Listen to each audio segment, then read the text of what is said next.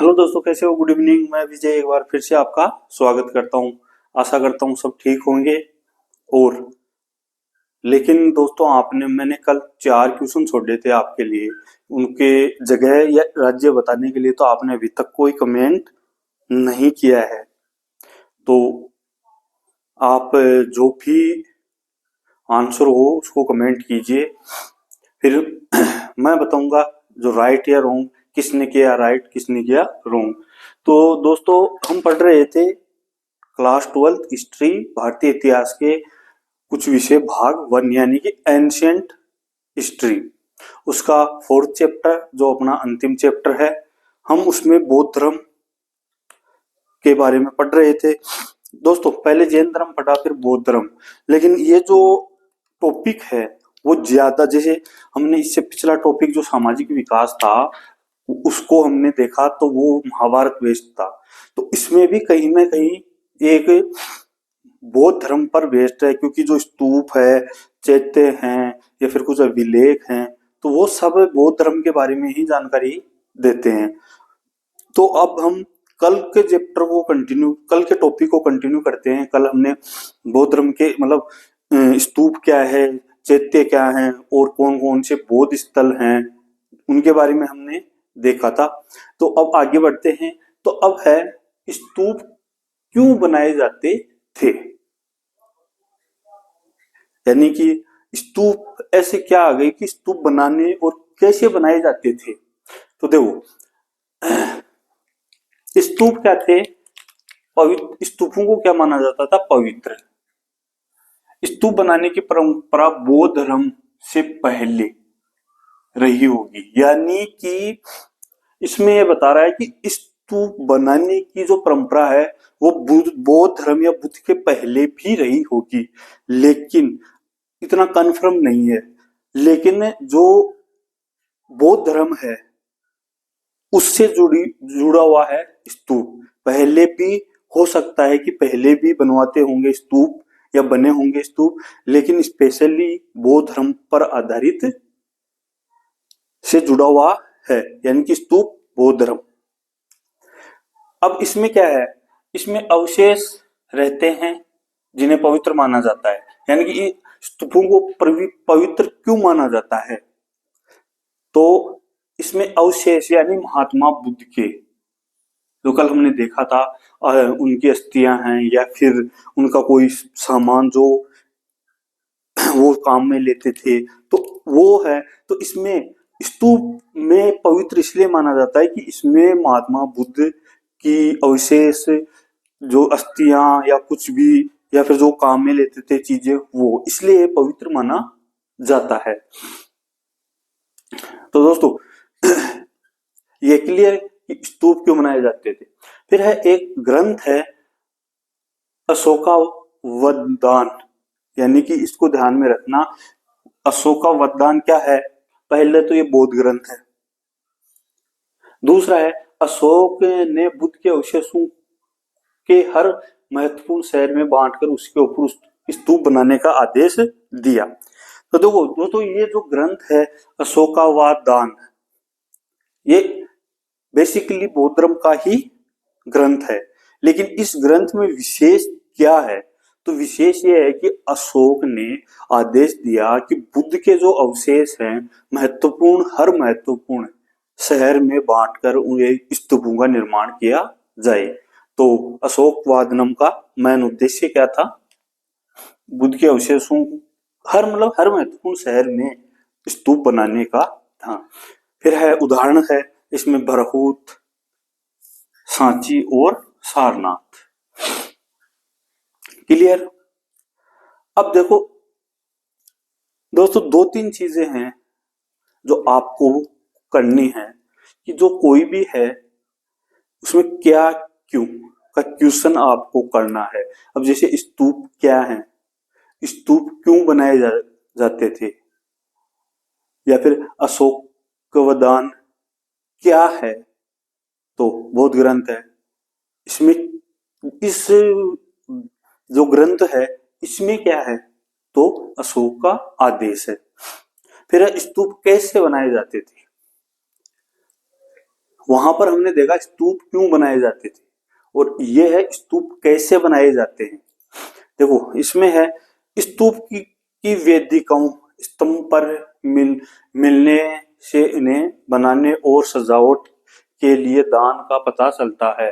यानी कि जो स्तूप बने हुए हैं या स्तूप की जो वेदिकाएं बनी हुई हैं, उन स्तंभों पर लिखा हुआ है, यानी कि क्या लिखा हुआ है कि जो भी इनके बनाने में या सजावट में जिन्होंने भी दान किया है, उनका नाम खुदा हुआ है। तो पहली पॉइंट तो ये हो गया कि स्तूप की जो वेदिकाएं स्तंभ हैं, उन पर नाम खुदा हुआ है जिन्होंने भी स्तूप निर्माण में सहायता की। यहाँ पर है बनाने और सजावट, तो हम यहाँ पर वर्ड यूज ले सकते हैं कि जिन्होंने भी स्तूप निर्माण में सहयोग किया, चाहे वो कैसा बनावट में हो, सजावट में हो या और कुछ हो। तो अब इसमें कुछ उदाहरण हैं दोस्तों। उदाहरण के लिए है कि कुछ राजाओं द्वारा दान दिया गया स्तूपों के लिए। तो स्पेशली इसमें जो आया है वो है सातवाहन के राजा, यानी कि कुछ राजाओं ने भी स्तूप निर्माण में दान दिया था, तो उनमें स्पेशली है सातवाहन के राजा। फिर है कुछ दान शिल्पकारों और व्यापारियों की श्रेणी ने दिया। पहला राजाओं ने दिया, दूसरा शिल्पकारों और व्यापारियों की श्रेणियों ने दिया। जैसे अब इसमें यहाँ पर है, जैसे सांची के एक तोरण का हिस्सा हाथी दांत का काम कराने वाले शिल्पकारों के दान से बनाया गया। यानी कि सांची का जो तोरण द्वार है, वहां पर हाथी दांत का जो काम किया गया, उस काम के लिए शिल्पकारों ने दान दिया था। तो ये उदाहरण है दोस्तों, इनको अब ध्यान में रखना ही पड़ेगा। जैसे ये सांची वाला है, ये उदाहरण है, बुक में है उदाहरण। अशोकावाद ये आया है। तो मतलब दान के द्वारा बौद्ध स्तूपों का निर्माण हुआ था। उसमें राजा भी हैं, व्यापारी भी हैं, शिल्पकार भी हैं, इन सब ने अपना अपना सहयोग दिया था। अब अभिलेखों में क्या लिखा हुआ है, यहां देखना दोस्तों, मैंने लिखा है सैकड़ों, इसको समझना। फिर मैंने एरो लगा दिया महिलाएं और फिर पुरुष, यानी कि जो अभिलेख हैं वहां पे उनमें सैकड़ों महिलाएं व पुरुष, सैकड़ों कौन, महिलाएं और पुरुष का नाम खुदा हुआ है या फिर गांव शहर का नाम मिलता है। यानी कि जिन्होंने भी दान दिया या स्तूप बनाने में सहयोग किया, उनमें सैकड़ों महिलाएं पुरुष का नाम है या फिर किसी गांव या शहर का नाम मिलता है। तो तीसरा, दो हो गए तीसरा दान देने वाले। अब चौथा है भिक्षुओं और भिक्षुणियों ने भी दान दिया। यानी कि जो भिक्षुक थे, बौद्ध धर्म के भिक्षुक है, भिक्षुणी है, इन्होंने भी दान दिया था।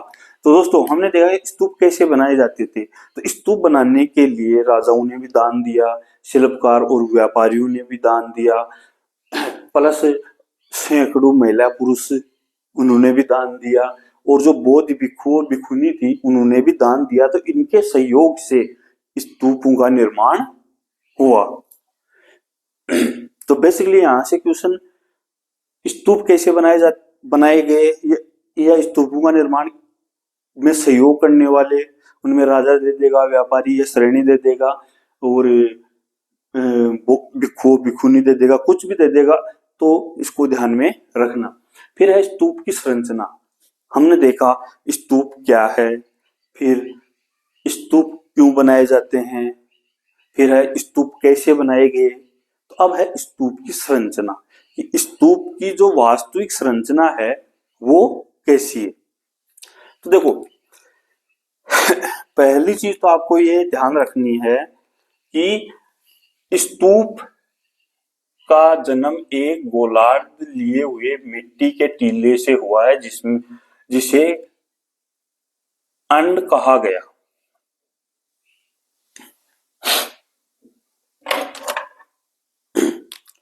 दोस्तों यानी कि स्तूप का जन्म एक गोलार्ध लिए हुए मिट्टी के टीले से यानी गोलाकार मिट्टी के टीले से हुआ है जिसे अंड कहा गया है।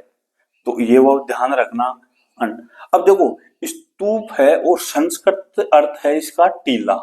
ये भी इंपॉर्टेंट है क्योंकि ऑब्जेक्टिव में पूछ सकता है कि स्तूप का संस्कृत अर्थ क्या है। तो संस्कृत अर्थ क्या होगा? टीला।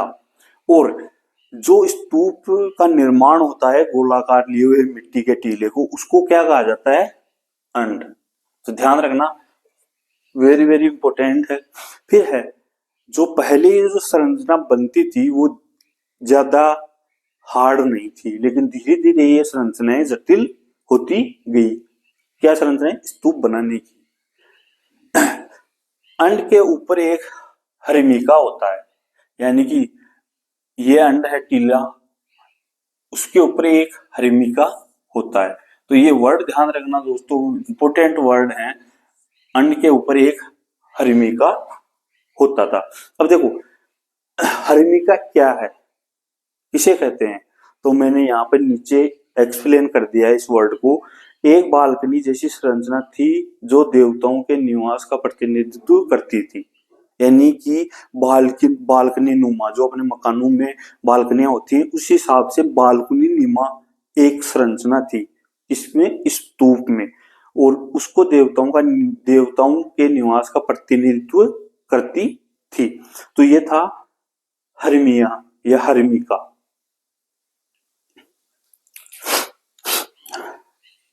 और फिर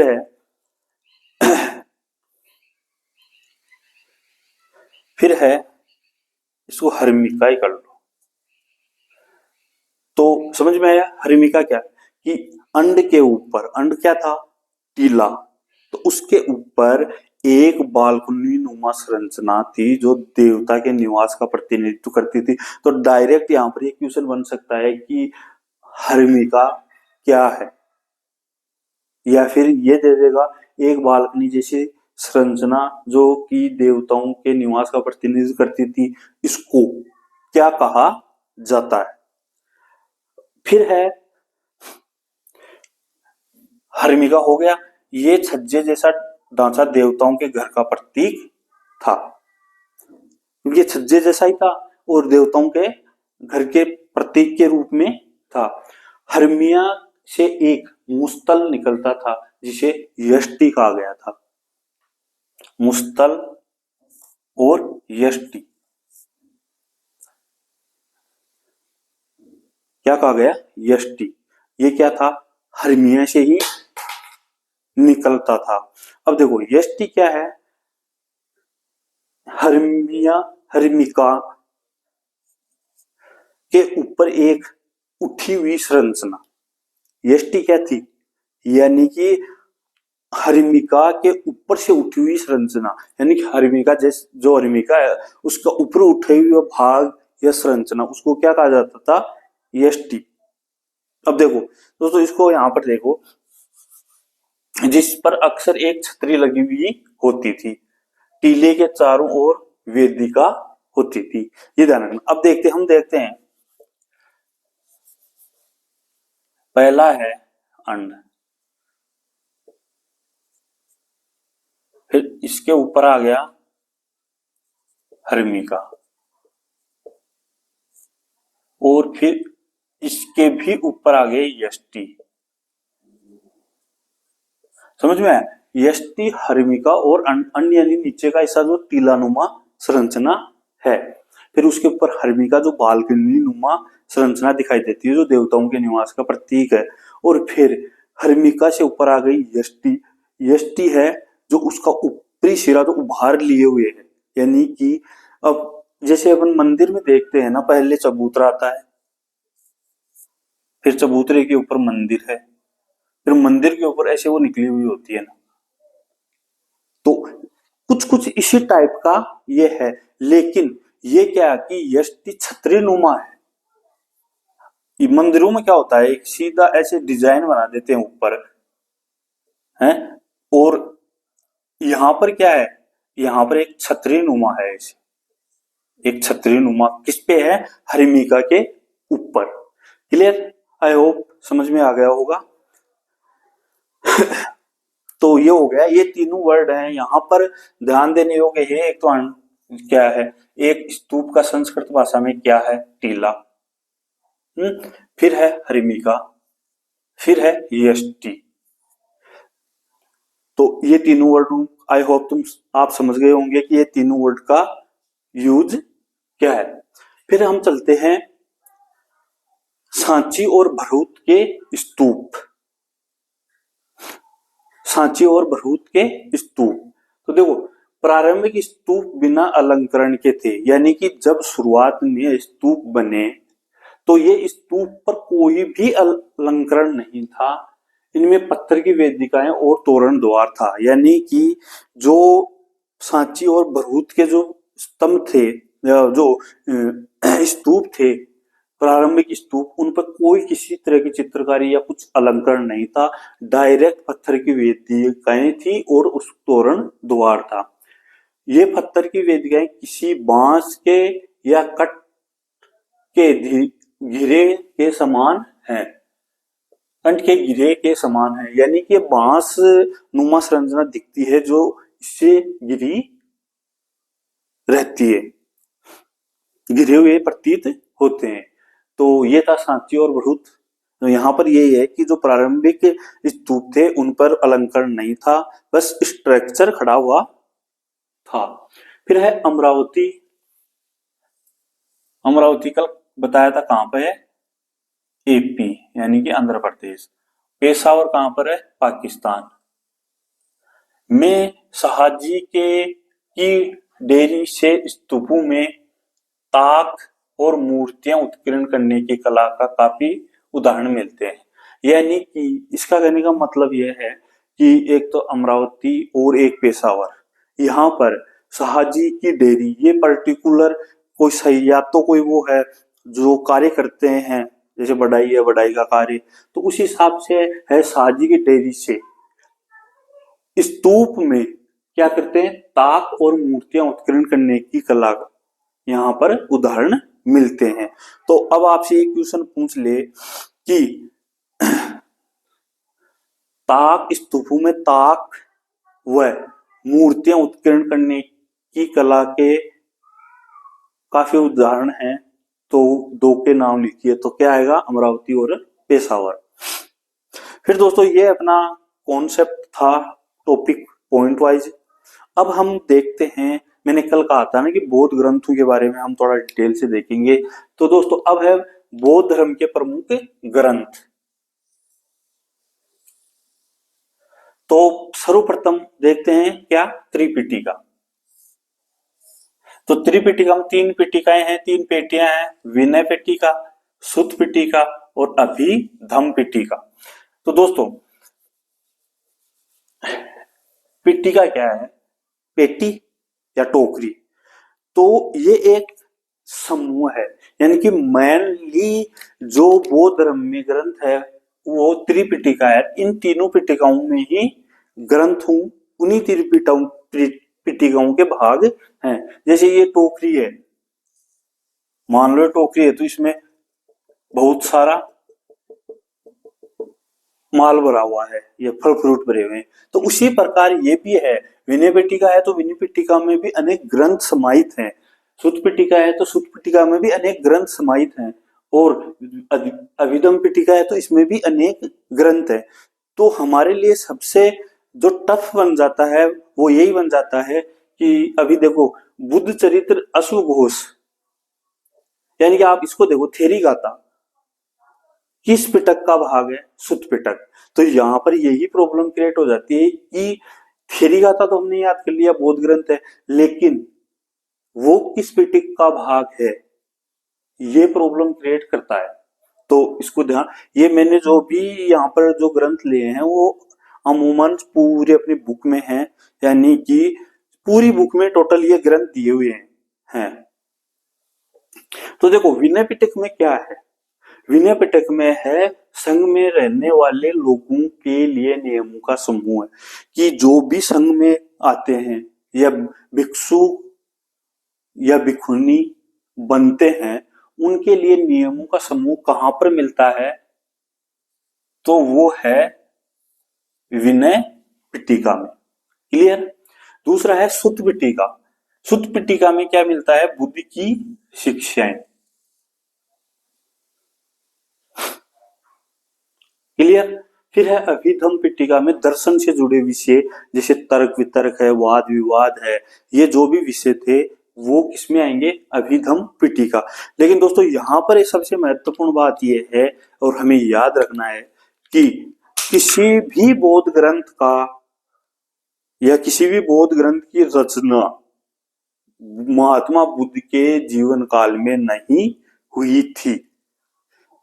बुद्ध के महापरिनिर्वाण लेने के बाद में इनका मतलब इनकी रचनाओं को रचा गया था। तो पहली चीज ये, सबसे इंपॉर्टेंट चीज यही ध्यान रखना। तो दोस्तों अब देखते हैं, पहला एक ग्रंथ है बुद्ध चरित्र। ये बुक में है, यहाँ पर अपने बुक में नहीं है। आप ढूंढने लग जाओ कि सर ने कहां से पढ़ा दिया, ये बुक में तो है ही नहीं। तो मैं बता दूं, ये बुक में अपने एनसीईआरटी में नहीं है, लेकिन इसको मैंने यहाँ सम्मिलित क्यों किया है, इससे 3 चीजों के बारे में हमें पता चलेगा। देखो कैसे।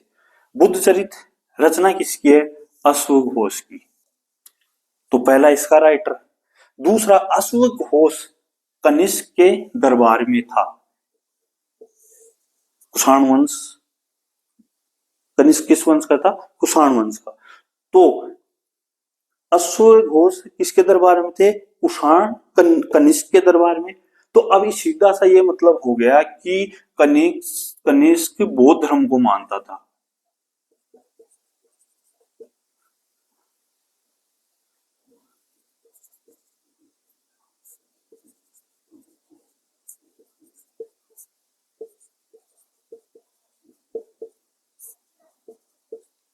क्लियर? तो यहां से हमें पता चला कि कनिष्क था बौद्ध धर्म का अनुयायी था और अश्वघोष कनिष्क के दरबार में थे। अश्वघोष ने कौन सी रचना की? बुद्ध चरित्र। अब बुद्ध चरित्र बुद्ध की जीवनी है। तो हो गए ना 3 क्वेश्चन।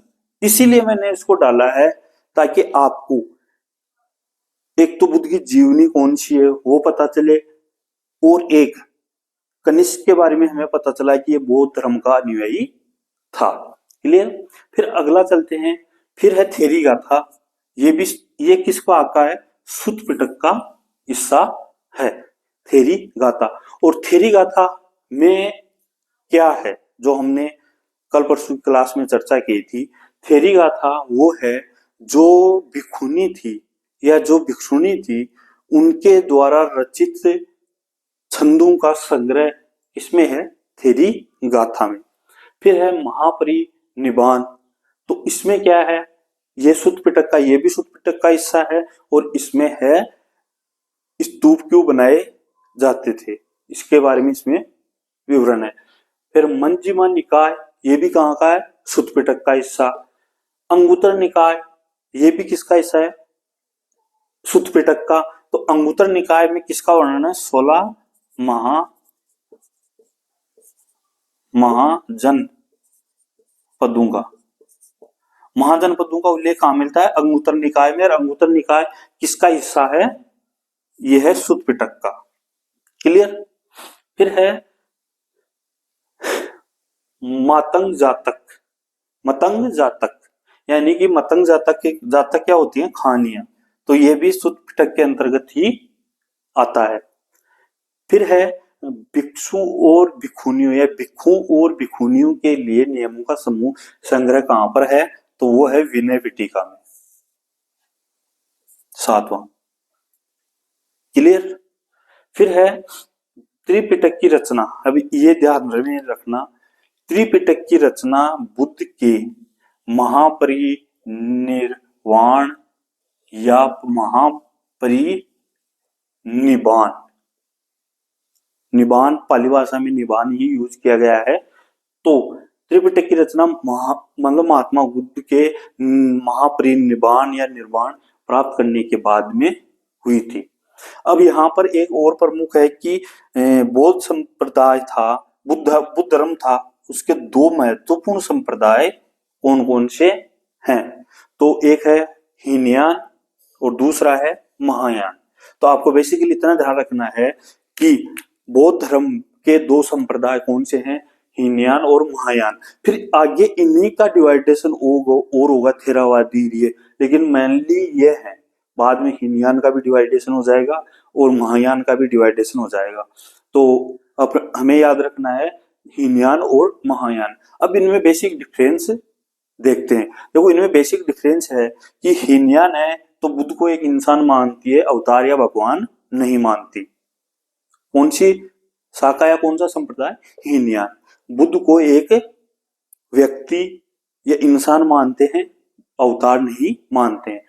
फिर महायान जो शाखा है ये बुद्ध को देवता मानकर इसकी पूजा करती है, और ये जो बुद्ध की मूर्तियां वगैरह ये हैं ये सब महायान ही मानते हैं, क्योंकि महायान भगवान बुद्ध को भगवान या देवता मानते हैं और उनकी पूजा करते हैं।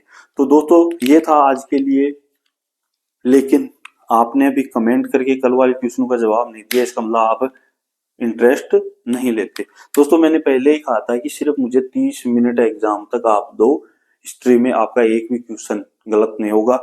और जो हमारा जो प्लान है, अगर आप साथ मिलके चलो या फिर मेरा जो प्लान है आपको ये जो 30-40 नंबर के, मतलब ये 40 या 42 50 नंबर के आसपास हो जाएंगे, जिनमें ऑब्जेक्टिव भी है, रिक्तान भी है, वन लाइनर भी है, यानी कि ये सब 1 नंबर के हैं, और 2 नंबर वाले क्वेश्चन लगभग 12 से 13 क्वेश्चन आते हैं। तो ये 42 से 43 क्वेश्चन है, तो इनमें पूरे नंबर लाना पहली प्रायोरिटी है। अगर इनमें आपके पूरे नंबर आ गए तो फिर अगले क्वेश्चनों में भी आपको कोई परेशानी नहीं आएगी, क्योंकि आपको फैक्ट मैन फैक्ट याद है और वहां पर ही उनको एडजस्ट करना है। और पिछला जो पेपर हुआ था उसमें 3 क्वेश्चन आए थे इस चैप्टर से, और तीनों ही क्वेश्चन 2-2 नंबर के थे। इसमें एक तो था स्तूप किसे कहते हैं, ये 2 नंबर का क्वेश्चन है, सिर्फ इतना ही है, स्तूप किसे कहते हैं, और 2 नंबर का क्वेश्चन। तो कहीं से कुछ भी उठा लेगा, यानी कि इस बार और कुछ ले लेगा, लेकिन चैप्टर से क्वेश्चन जरूर आएगा। पिछली बार बौद्ध धर्म से आया था और जैन धर्म से आया था, दोनों धर्मों से उन्होंने क्वेश्चन पुटअप किए थे। तो हमारा लक्ष्य है कि ये जो 42 से 43 क्वेश्चन है वो हमारा टारगेट है कि इनमें, अब जैसे 2 नंबर वाले हैं 12 या 24, तो ये मतलब 54-55 नंबर का जो मैटर है, ये मैं चाहता हूं कि ये मैटर हमारे पूरे नंबर आए। तो दोस्तों मैं ये जो 45-50 नंबर का जो मैटर है क्लियरिटी में सब बोर्ड पे करवाऊंगा, तो आपको ये ध्यान रखना है। तो ओके दोस्तों, हम फिर कल मिलते हैं नए जोश और नए पॉइंट के साथ। कल वाला हमारा जो पॉइंट है कि स्तूपों की खोज, वेरी इंपॉर्टेंट कॉन्सेप्ट है, स्तूपों की खोज कैसे हुई। तो वहां पर हम अमरावती और सांची बहुत इनका थोड़ा डीप अध्ययन करेंगे। 2 से 3 दिन या सोमवार तक हमारी जो ये बुक है भारतीय इतिहास के कुछ विषय भाग 1 ये कंप्लीट हो जाएगी, और संडे को इस चैप्टर से जितने भी क्वेश्चन, मतलब जो सबसे मोस्ट हैं, फिर उनसे थोड़े डाउन, फिर उनसे डाउन, 3 इस तरह के क्वेश्चन करवाएंगे। तो इनके जो सबसे महत्वपूर्ण क्वेश्चन है वो संडे की क्लास में कराए जाएंगे। ओके, धन्यवाद और अपना ध्यान रखना।